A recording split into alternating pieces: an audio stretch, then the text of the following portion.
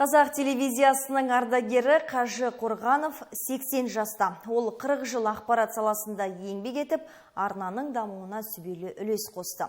Ұлттық телевизиядағы танымал да тұңғыш дикторлардың бірі болды.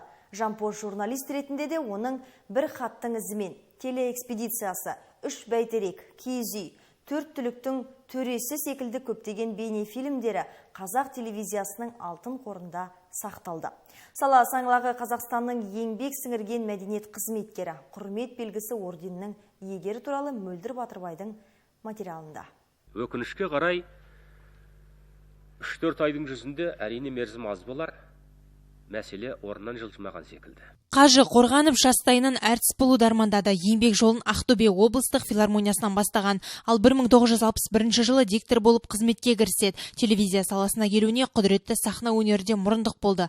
12 жыл диктор, 25 жыл журналист болып қызмет етті. Еңбек жолында түрлі телебағдарламалардың тізгінін ұстаған ол диктор болу өте күрделі жауапты жұмыс екенін айтады. Ол кезде тікелей эфир ғой, қиын ол кезде. Уақыт деген зырғып өтіп кетеді. Мынау дұрыс тізгінді дұрыс ұстамасаң, қасыңдағы адамның сөзі шашырап, басы бар аяғы жоқ болып қалады.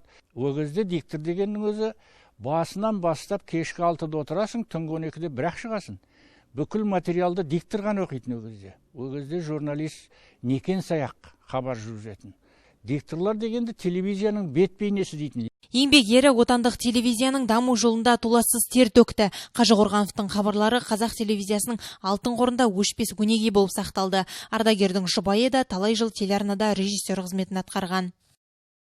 Режиссура деген оңай шаруа емес. Соның ішінде көп септігін тигізген енем. Соғысының арқасында балаларым қараулы, түнгі 1-2-де келеміз, не болмаса командировкаға шығып кетеміз.